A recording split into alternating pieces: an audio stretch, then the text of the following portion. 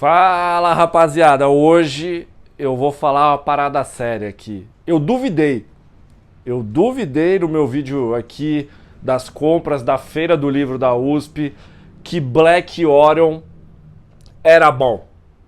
E eu acabei queimando a língua. Queimei a língua porque o gibi é bom, o gibi é legal, então hoje é dia de falar de Black Orion da editora Mino, feita pelo Bruno Sillig. Acho que é assim que se pronuncia. Eu peço perdão desde já ao Bruno se o sobrenome dele eu tiver pronunciado errado. Mas antes da gente começar aqui esse papo, deixar um recadinho de lei, que é o seguinte: inscreva-se no Nerd Mochilinha. Se inscrevendo no Nerd Mochilinha, você vira um Mochilovers, né? Você entra para a nação de Mochilovers. Você não vai perder nenhuma novidade aqui do canal. E em troca eu te dou um monte de vídeo aí falando de gibi, falando de mangá, falando do cenário, dos quadrinhos nacionais e muito mais. Tanto é que a gente vai falar hoje de quadrinho nacional, que eu vou falar de Black Orion, né? Um dos lançamentos mais recentes da editora Mino, do glorioso Bruno Sillig aqui. Um gibi que foi muito festejado, saíram críticas positivas por aí, e eu resolvi comprar o gibi na Feira do Livro da USP para ver se era legal mesmo, porque tava todo mundo elogiando, aí você sabe, né? Quando todo mundo elogia, ou o negócio é bom mesmo, ou tipo assim, porra, você tem que dar uma desconfiada, né? Então, aqui o canal do Nerd Mochilinha é o canal da desconfiança. Eu vou lá, eu gasto meu dinheiro e eu faço questão de comprar o gibi para ver se ele é legal ou não. Do que se trata Black Orion, né? Nós temos 4 personagens principais aí, que são Dolores, Olivia, Dylan e Franco, né? Ele é um quarteto aí que está vivendo uma aventura em que eles tentam e lidam, na verdade, eles tentam fugir e lidam com entidades aí extraterrestres que estão perseguindo eles por algum motivo. Estão perseguindo eles por algum motivo e eles acabam enfrentando toda essa galera alienígena. E sabe o que é o pior, rapaziada? É que eu não posso falar muito do gibi sem estragar a história. Porque assim, por incrível que pareça, o gibi ele começa pelo final. O gibi ele começa pelo final e à medida que a trama vai se desenvolvendo, o Bruno ele vai nos contando por que, né, que chegou naquele final. E essa é o grande barato do gibi. É o grande barato do gibi, porque é uma história interessante, é um ritmo frenético, personagens carismáticos, com exceção do casal principal, do Dylan e da Olivia, que eles não são tão carismáticos assim.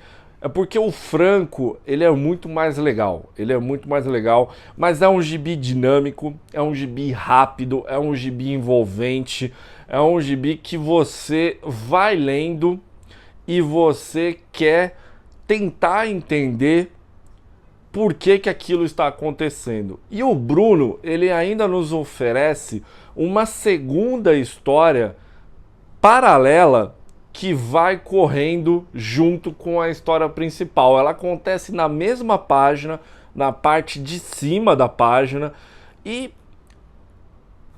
quando começa o gibi você acha que não é nada, você acha que é alguma piadinha, né, uma piadola ou algo parecido, mas à medida em que a revista vai avançando, essa história que ela rola na parte de cima, ela tem uma ligação com a história que no início ela é um pouco confusa, mas à medida que você vai lendo, você vai entendendo, né, na história principal o que está acontecendo ali. O Bruno, ele se vale de diversas referências para poder construir o gibi. Tem influência dos Celestiais da Marvel, tem influência do Fred Mercury, da cultura popular, né, da cultura popular americana principalmente. Tem personagens que lembram personagens de outros filmes, os extraterrestres também que aparecem. O gibi ele lembra também um pouco do filme Amnésia, do Christopher Nolan. Lembra... Cara, tem muita referência bacana no gibi.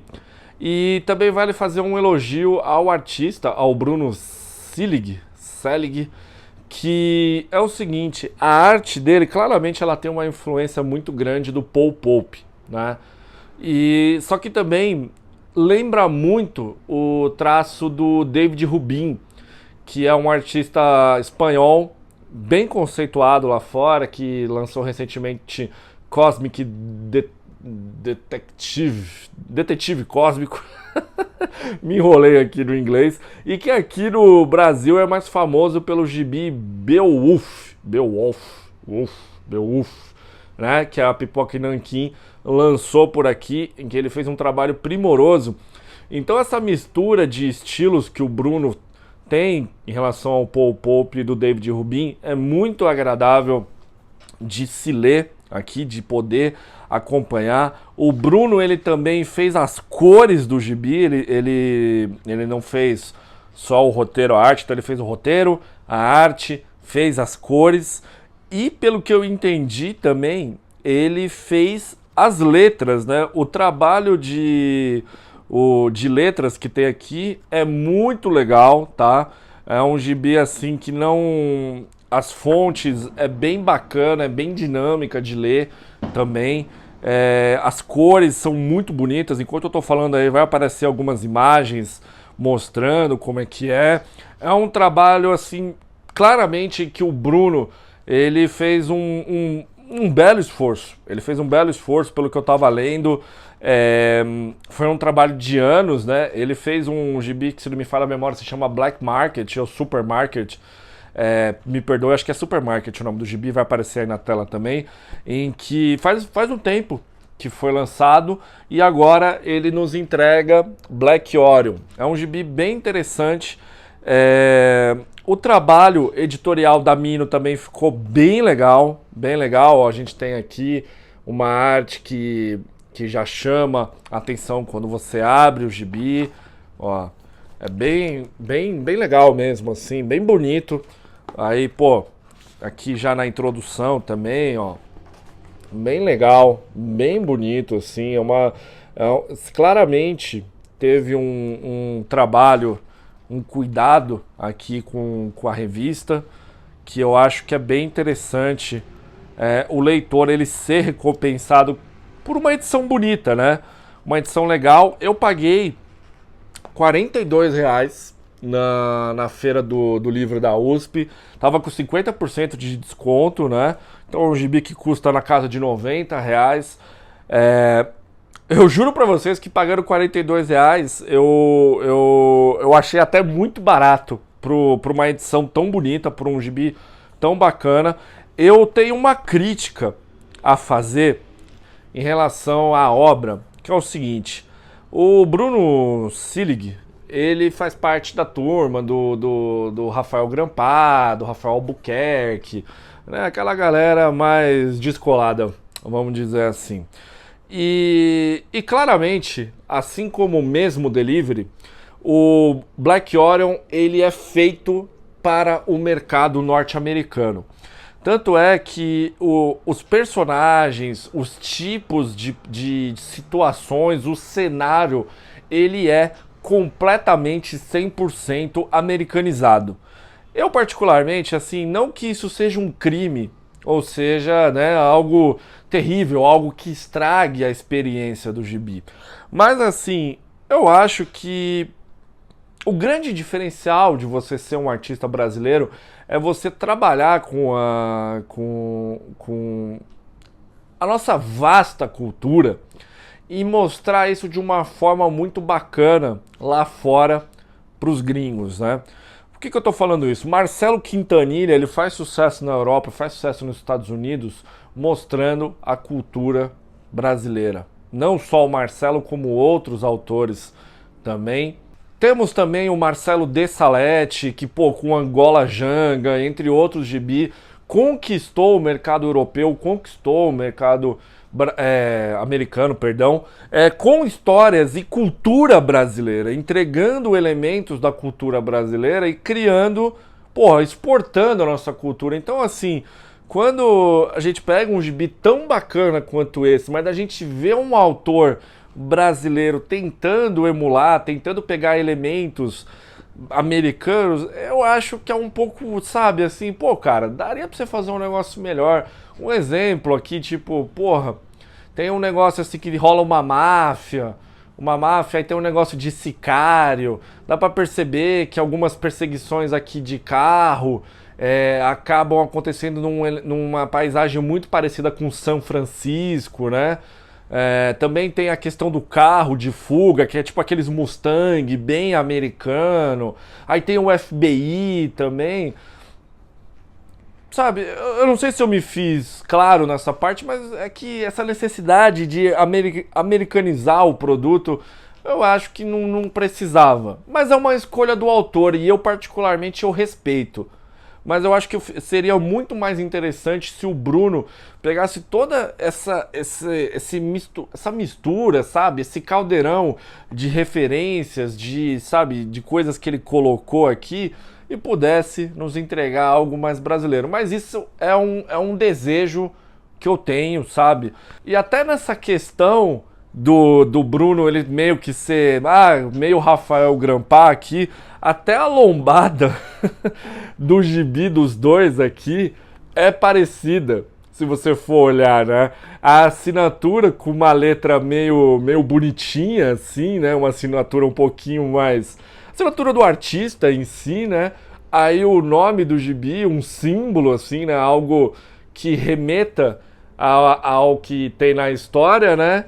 E o logo aqui da Mino, bem embaixo, assim, bem meio cursivo, que né? A logo da Mino, assim. Até nisso eu achei parecido aqui a questão do Bruno Sillig e o Rafael Grampar, né? Então, assim, nessa estrutura eu achei parecido. Mas, de verdade, pessoal, Black Orion, ele é um gibi muito divertido. É um gibi que ele tem um roteiro legal, ele tem uma arte legal, ele tem cores bonitas, ele tem um trabalho editorial muito legal. Ele não é um clássico, ele não é uma história espetacular, sabe, assim... Matheus é um dos clássicos nacionais? Não, não é, mas é um gibi extremamente bem feito que vale muito a pena você ter, você ler. E se você conseguir comprar com um desconto bacana, melhor ainda, né? Mas se você quiser pagar o preço de capa também, não tem nenhum problema, a vida é sua, faça o que você bem entender. Tá certo, pessoal? Essa é a minha avaliação aqui de Black Orion, um dos lançamentos mais bacanas de 2023, aqui lançado pela Editora Mino. E você, eu consegui te convencer a ler esse gibi? Que você... Se você já leu alguma obra do Bruno Sillig também, deixe seu comentário aí, inscreva-se no canal, deixe seu joinha e não esqueça de ativar a notificação. E uma última dica. Bruno, uma pena que você não conseguiu fazer a mesma coisa que Grant Morrison e Frank Quitely conseguiram fazer em Pax Americana do multiverso da DC. Uma pena, se você tivesse conseguido fazer isso nesse gibi, com a estrutura que você montou, o gibi teria sido nota 10. Valeu, pessoal!